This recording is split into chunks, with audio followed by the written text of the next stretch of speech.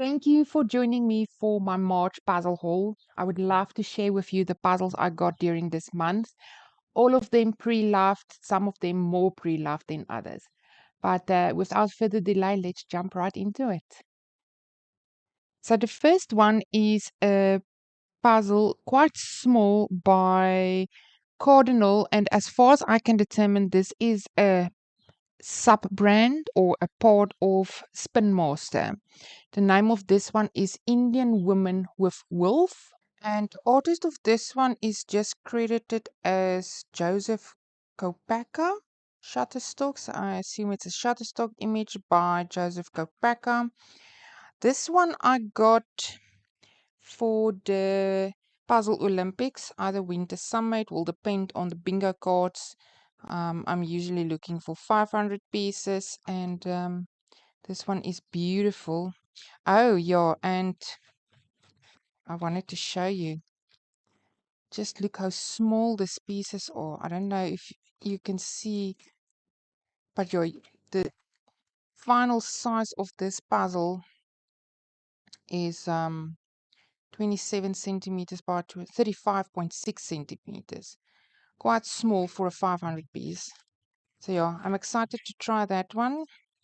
So this next one is a new to me brand. It's from Page Publications, and the name of this one is Tile Play. And for this one, I can't find an artist credited. And if I've got one pet peeve about puzzles, it is artist not being credited. So if I've got advice for any puzzle brand, credit the artist, credit the illustrator, credit the photographer, even if it's a team or anybody. We need to know who we need to look out for if we like the design. But okay, back to the design. What caught my attention on this one is the geckos. I love geckos, and even if it wasn't for the geckos, I love the design. It's colorful, it's busy, it's beautiful, but the geckos sold me on this one. So this next one is from Jumbo. It's the Jan van Haasteren puzzle. The brand needs no introduction, and the name of this one is just Fire. And the artist I can only assume is Jan van Haasteren, because I don't know how many of you people know this, but there is quite a few illustrators designing images for the Jan van Haasteren brand. So this I will have to look it up.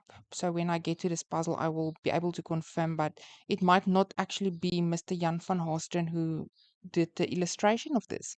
But yeah, another one that will be kept aside for the Puzzle Olympics. Cute image, busy, cartoonish, colorful. Absolutely love it. So this next one is a Gibsons, and the name of this one is Summer in Ambleside. And the artist of this one is Derek Roberts. Beautiful image, 1,000 pieces. The other Gibson I've got is a 2,000 piece. So because of the time it takes up and the space it takes up, I haven't done it yet. So I think this might actually be the first one I do by the brand, because it's a smaller piece count. But I'm looking forward to this one. It's absolutely beautiful. But yeah, I haven't done a Gibsons yet, and I'm itching to try one. The next one is from a brand that I frequently get my hands on. It is a Ebu, and the name of this one is Alchemist Orchid. And if I mispronounce the name of the artist, I do apologize, but it is credited for Vasilisa Nenko. Beautiful, absolutely love everything about this puzzle. Again, in my wheelhouse, busy, colorful. I love the animals in here. There is a very wide variety of animals in here. Everything about this is absolutely gorgeous. Ebu is a brand that's become familiar to me. I love them. Artwork is absolutely stunning. So yeah, looking forward to this one. So the next one is also a brand that you will frequently see on this channel. It's from RGS, and the name of this one is Time for Tea. And again, the photographer is not credited on the box. I'm not sure if I will be able to look it up. And I'm not usually drawn to photo images, But this one spoke to me. I like the setup here. The birdhouse, I think, is what sold me on this one. It looks like a garden where I could definitely sit and have some tea. So the next one is a Schmidt puzzle, and the name of this one is Cobblestone Brook. And this one is by Thomas Kincaid. And as most of you must know, I love fine art puzzles, and this for me fits in that category. It is absolutely gorgeous. The detail in here, and to think that somebody did this with a brush is just amazing. And the only other Thomas Kincaid puzzle I've got is a 6,000 piece. And again, because of the space that it will take up and the time it will take to complete, I haven't done it yet. So I'm quite looking forward to doing my first Thomas Kincaid, and I believe this might actually be the one I do as my first one. Next one is by Educa or Educa. I'm not sure how to pronounce this. I know it as Educa, but I believe if I say Educa, you will know exactly what I refer to. The name of this one is Arc de Triomphe, and the artist here is credited as the McNeil Studio, licensing.com, and another oil painting style puzzle. I love it. I know it's going to be difficult because just look at that. It's brush stroke on brush stroke. It can't be easy in any way you look at it. It doesn't matter how you tackle this one. This is going to be a challenge. But I believe when this is done, it's going to be such a beautiful image. And I love it. My type of puzzle, I really don't mind the challenging element in that. So this next one I'm very excited about. It is by the brand Gecko. It's called Land and Sea. And the illustration is done by Michael Kalu. I hope I pronounced that correctly. And there's the full image of this puzzle. I am very excited because the only and the other Diego puzzle I've got in my collection is a 150 piece shaped puzzle of a lion. And so this will be my first full count puzzle by this brand. And then the next thing that quite excites me is the art style. It reminds me so much about the flaming tree puzzle I did. It was called The Common.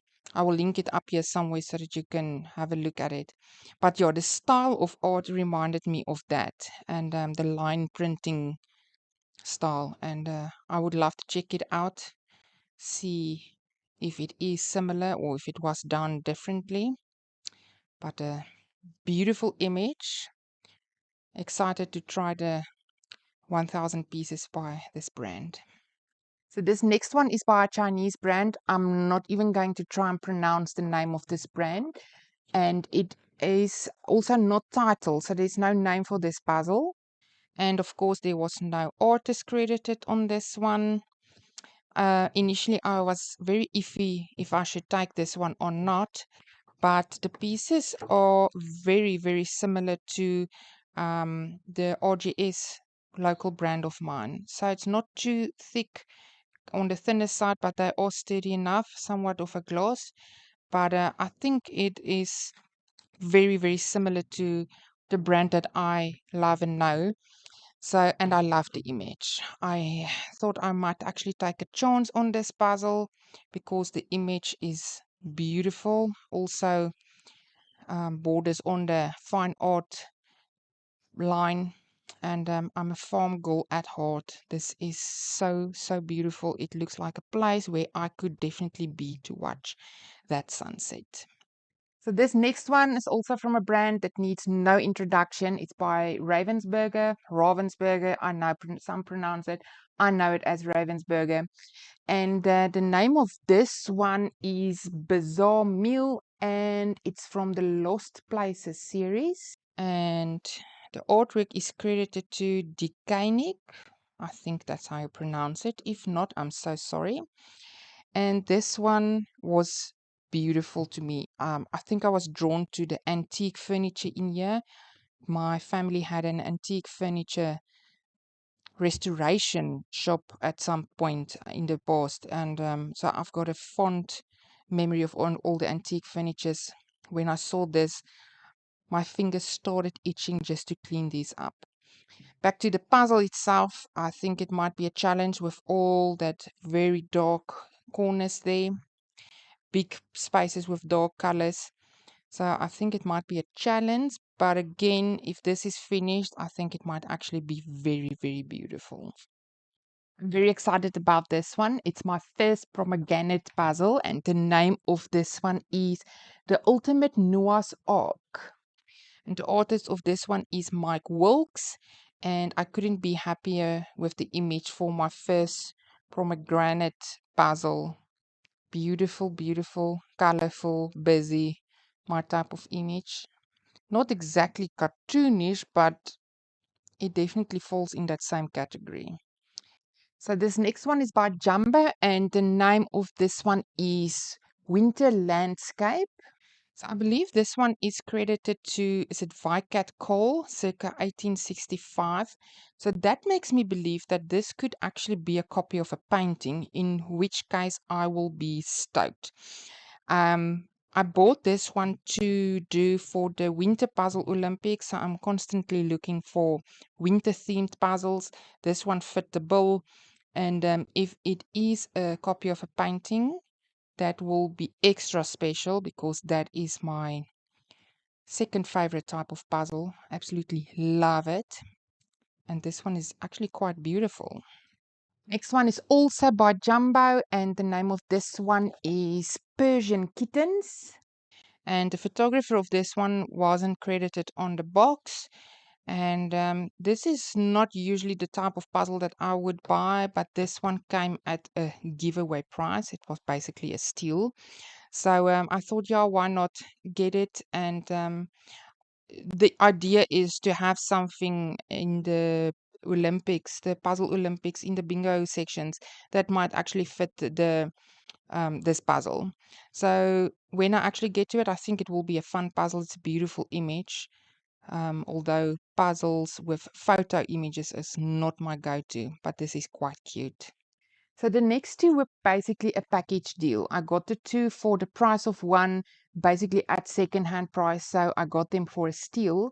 The first one is also it's bits and pieces. The name of this one is Clark's Defeat, and this one is credited to Somerset Fine Art, Les Ray.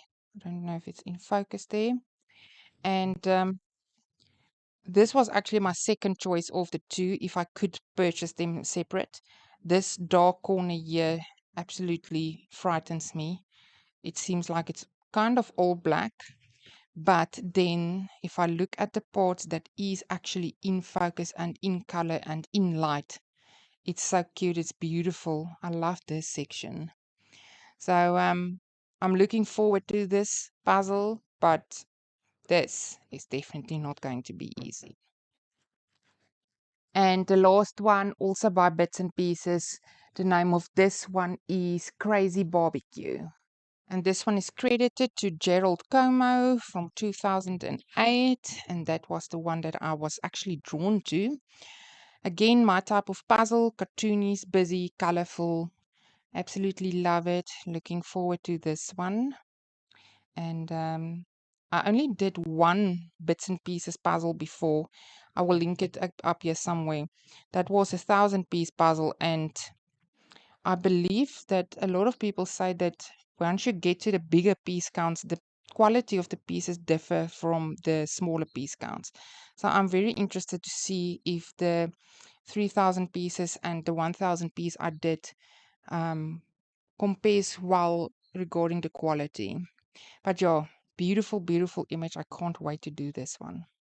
So that is it for today's video. I would just like to thank everybody for your time. I do appreciate you watching, and take care. I'll see you in the next one.